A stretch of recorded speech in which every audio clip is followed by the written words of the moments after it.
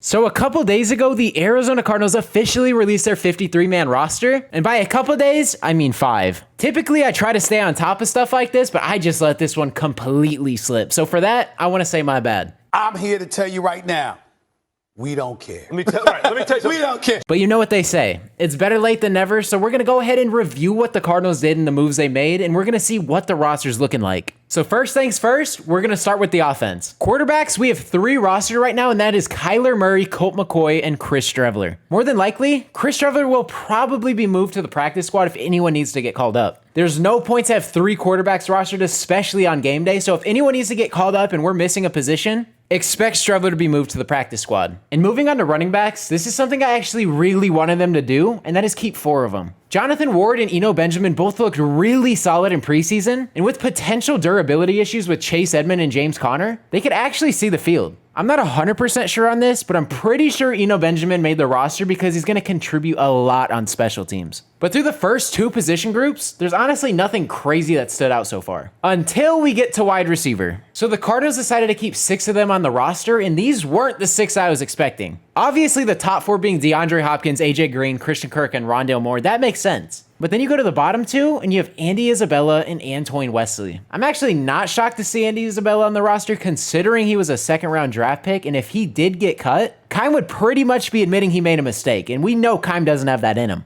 And plus, Andy Isabella still has some upside considering he is one of the fastest players in the NFL. Maybe they know something we don't, I don't know. But Antoine Wesley making the team over Greg Dortch and Keyshawn Johnson actually surprised me a lot. And the fact that we didn't even bring Keyshawn Johnson back to the practice squad is very, very, very surprising. And I think a lot of Cardinals fans were surprised when Greg Dortch did not make the official roster. If I were to make a prediction a couple weeks ago, I would have said Greg Dortch was 100% making this roster, but I guess I was wrong. I mean, he's still in the practice squad, but I thought he would make it over Wesley. I mean, it doesn't really matter though because he's not going to see the field a lot, and he's mainly going to be a special teams player, so I guess it really doesn't matter that much. But for me, it was just a little surprising. And then we move on to tight end, one of our weakest positions on the roster, and we kept 3 of them. Nothing really shocking, but we do need to address this position very, very bad. I mean, when it comes to this offense, we need a pass-catching tight end, and when you look at our roster, we just don't have that. And we saw what happened with Max Williams against the Cowboys. Pass catching really isn't Max Williams' thing, and for him to be our starting tight end in this offense, it's a little concerning. But this position's not as bad as one we are going to address a little bit later on. And then we move over to the final position on offense, and that is the offensive line. Again, nothing surprising, and this is actually one of our strongest positions on the offense. Well, at least in my opinion. I mean, our depth is crazy, and our starters actually look really good. I mean, we have DJ Humphries at left tackle, Justin Pugh at left guard, center Rodney Hudson, right guard Josh Jones, and right tackle Kelvin Beachum. And plus, you have players like Joshua Miles, Max Garcia, Justin Murray, and Brian Winters as depth pieces.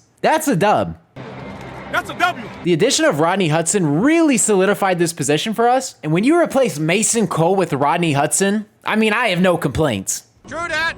True that. And that's what our offense is looking like for the upcoming season. Let me know down in the comment section below how you guys are feeling about it. And then we move over to the defensive side of the ball. Our defense actually might be better than our offense. I'm not even joking. There might be one position to worry about, but everything else is really good. Are you sure about that? And that starts with the defensive line where we kept 7 players, that being JJ Watt, Corey Peters, Jordan Phillips, Zach Allen, Likai Fotu, Rashard Lewis, and Michael Dojabe. This group is really solid, but there is one thing that concerns me about it, and that is injuries. I mean, let's go down the line. JJ Watt, injury prone. Corey Peters, hurt last season. Jordan Phillips, he's actually out right now. Zach Allen, injury prone. Likai Fotu, pretty solid. Rashard Lewis, pretty solid. Michael Dojabe, pretty solid. Major problem though, is the bottom 3 players on our depth chart are the most durable. But as long as this group stays healthy, and I'm looking at you, Jordan Phillips, this group has a chance to do something special. And then we move over to our inside linebackers, which again, is really good. We have Isaiah Simmons, Zaven Collins, Jordan Hicks, Tanner Vallejo, and Ezekiel Turner. If we're being honest, we have 3 starting middle linebackers on our team. The only problem is, typically teams don't run 3 inside linebackers on the field at the same time. The good thing for us though, is Isaiah Simmons can play anywhere on the field and still be dominant. I mean, I heard he was practicing with the safeties for this game. So, I mean, honestly, I could expect all 3 of them to be on the same field at the same time. I'm really interested to see what Zaven Collins and Isaiah Simmons are going to do this season because it seems like the Cardinals are very high on them. And with that much speed in the middle of the field, we are going to be able to hawk down everybody. I can't wait to see what they can do. Then we move on to outside linebacker, where we have 5 on the roster. We have Chandler Jones, Marcus Golden, Devon Kennard, Dennis Gardick, and Victor Dimukeje. Talk about stacked. I mean, we have depth everywhere on this defense, especially at outside linebacker. I mean, we know what Chandler Jones is capable of. Marcus Golden and Devon Kennard are really good. Dennis Gardick, when he gets in the game, is a monster, and Victor Dimukeje is a really solid depth piece. It's going to be interesting to see what Chandler Jones is going to do coming off his bicep injury, but if he looks as dominant as ever, this defense is going to be unstoppable. That is until you go to the cornerback position, where we are struggling desperately. With Malcolm Butler retiring, our depth looks terrible. We have Byron Murphy, Marco Wilson, Robert Alford, Luke Barkoo, and Tay Gowan. And I'm not going to lie to y'all, I really don't know who Luke Barkoo is, so I can't really talk on his name, but everyone else I know. Maybe Luke Barkoo comes into the team and becomes the next Patrick Peterson. I don't know.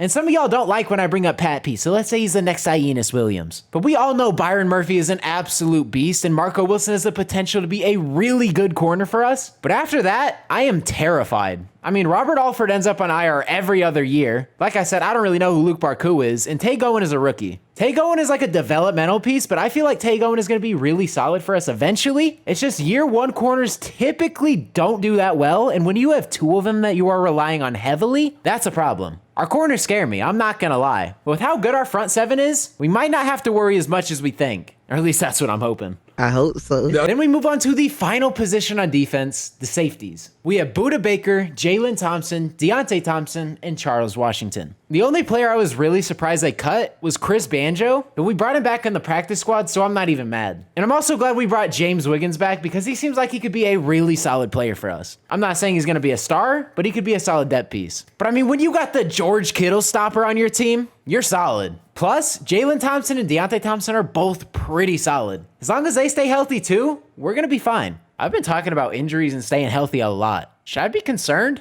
Yes! Yes! But injury concerns aside, that's our defense. Let me know what you guys are thinking about it down in the comment section below. And also, let me know what you guys think is better, our offense or our defense. I'm assuming those answers are gonna be mixed, but let me know what you guys are thinking down below. And now it's time to move to the final position group, the special teams. Honestly, there's not much here, so we're gonna go over this pretty quick. Kicker, we got Matt Prater, who thank God we have. I mean, when you don't have to watch Zane Gonzalez take the field every single Sunday, your day should just be filled with joy. Punter, we have Andy Lee, who is Mr. Consistent. And then long snapper, we have Aaron Brewer. Our special teams is really good, and honestly, Matt Prater might prove himself to be the best signing this offseason. And yes, I know we signed JJ Watt. But that's gonna wrap up today's video, but before you click off, let me know down in the comment section below what concerns you have about our roster. I'll tell you right now, my 2 concerns are tight end and corner. And the player I wanted, Zach Ertz, recently came out and said he wants to retire in Philadelphia. Pain. I don't know what we could do to address that position, but we got to do something. Same thing with corner. I honestly don't know who I want. Like, I want to see Stephon Gilmore in a Cardinals uniform, but he's not back till week 7. But if I'm not mistaken, that's right before the trade deadline. Steve Keim,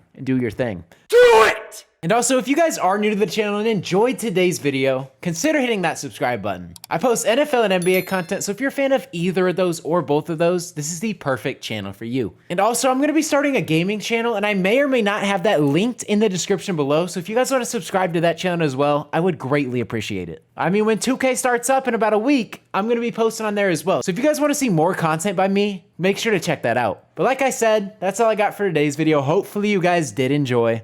It's been your boy Mythic. Peace out.